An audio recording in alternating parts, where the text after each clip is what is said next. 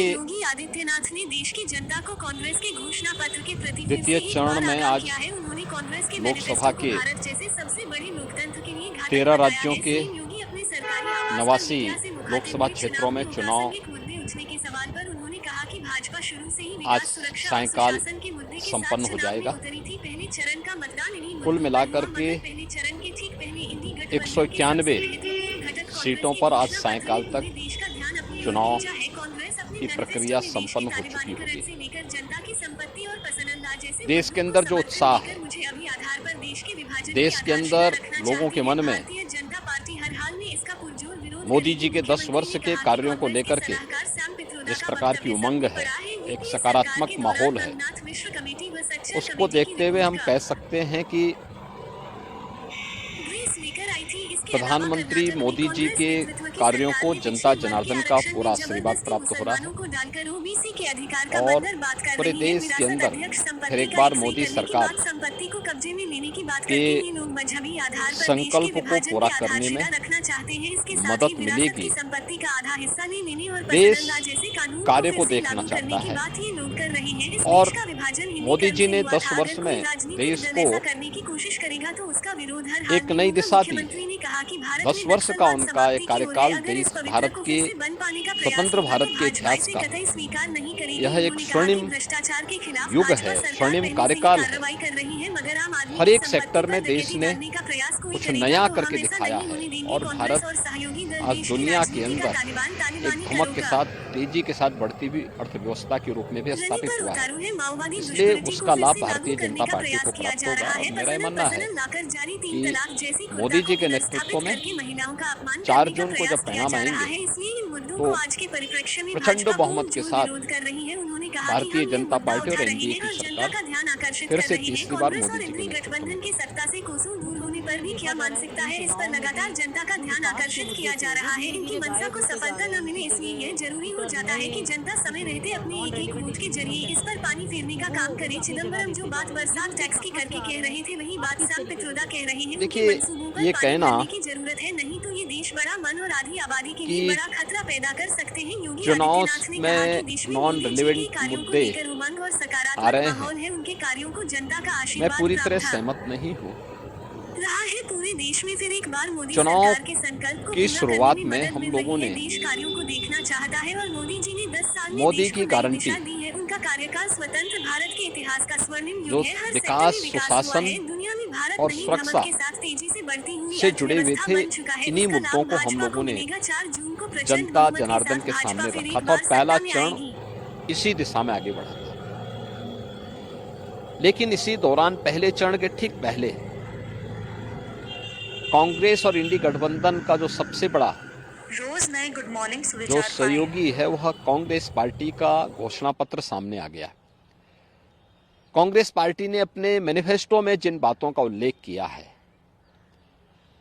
वह भारत जैसे दुनिया के सबसे बड़े लोकतंत्र के लिए एक बहुत खतरनाक संकेत करता है। और चूंकि कांग्रेस का इतिहास इस पूरे मामले में हमेशा संदिग्ध रहा है, तो स्वाभाविक रूप से ये मुद्दे प्रासंगिक हो जाते हैं।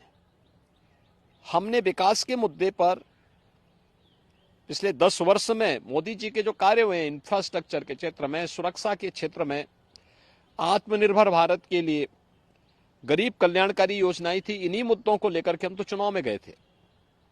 लेकिन उनके मैनिफेस्टो ने हमारा ध्यान आकर्षित किया इस ओर। और आपने देखा होगा कांग्रेस के एक सलाहकार के रूप में सैम पित्रोदा, उनका वक्तव्य सबने पढ़ा।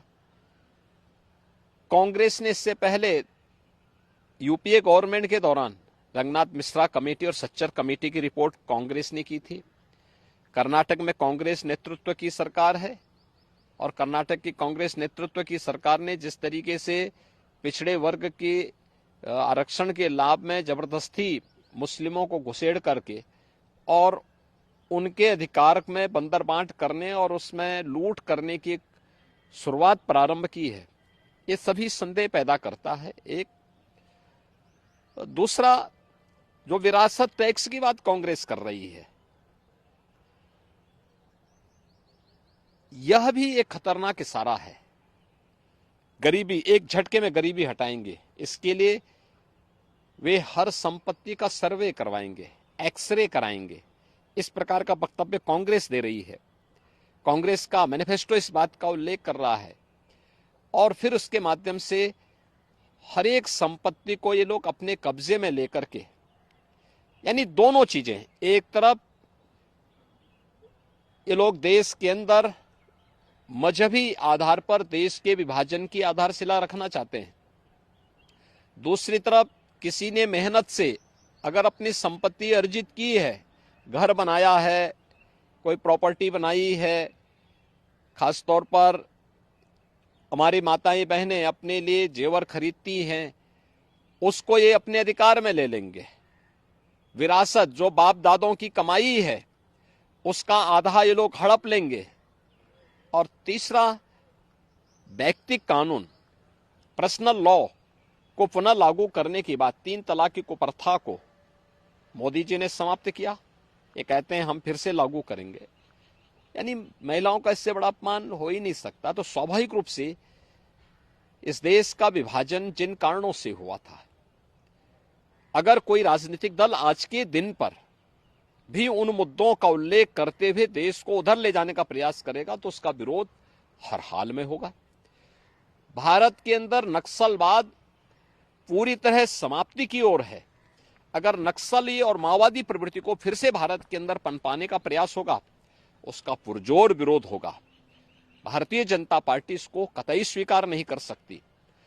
देश के अंदर यहां की जनता जनार्दन की संपत्ति पर, भ्रष्टाचारियों की संपत्तियों के खिलाफ कार्रवाई पहले से सरकार कर रही है। उनके एक एक पाई का हिसाब होगा, लेकिन एक कॉमन मैन को प्रताड़ित करने के लिए उसके खून पसीने की कमाई पर कोई डकैती डालने का प्रयास होगा तो इसको भारतीय जनता पार्टी स्वीकार नहीं कर सकती है। और कांग्रेस और उसके सहयोगी दल देश की राजनीति का तालिबानीकरण करने के पर उतारू हो रखे हैं। देश के अंदर माओवादी दुष्प्रवृत्ति को जबरन थोपने का प्रयास कर रहे हैं और पर्सनल कानून के नाम पर देश की महिलाओं का अपमान करने का प्रयास कर रहे हैं और लोगों की संपत्ति पर जो इनकी कुदृष्टि लगी हुई है, इसलिए ये मुद्दे आए हैं जो आज के परिप्रेक्ष्य में रिलेवेंट हैं। और इन मुद्दों को इसीलिए भारतीय जनता पार्टी पुरजोर तरीके से उठा करके जनता जनार्दन का ध्यान आकर्षित कर रही है कि सत्ता से लोग अभी कोसों दूर हैं, इनकी मानसिकता क्या है आपके प्रति, यह आप देख सकते हैं। और इसीलिए उस पर लगातार सरकार जो है, इस पर जो है लगातार भारतीय जनता पार्टी ध्यान आकर्षित कर रही है जनता जनार्दन का कि जागरूक हो जाओ। ये लोग जिस मंशा के साथ आ रहे हैं, इससे पहले कि इनके मंशा के अनुरूप इन लोगों को सफलता प्राप्त हो, इनके मंसूबों पर पानी फेरने का एक वक्त आपके पास है। आपका एक वोट देश की तस्वीर और तकदीर को बदलने में निर्णायक साबित होगी और वह आपने 2014 में किया था, क्योंकि 11, 12, 13 में तत्कालीन केंद्रीय मंत्री पी चिदम्बरम बार बार वरासत टैक्स की बात कर चुके थे।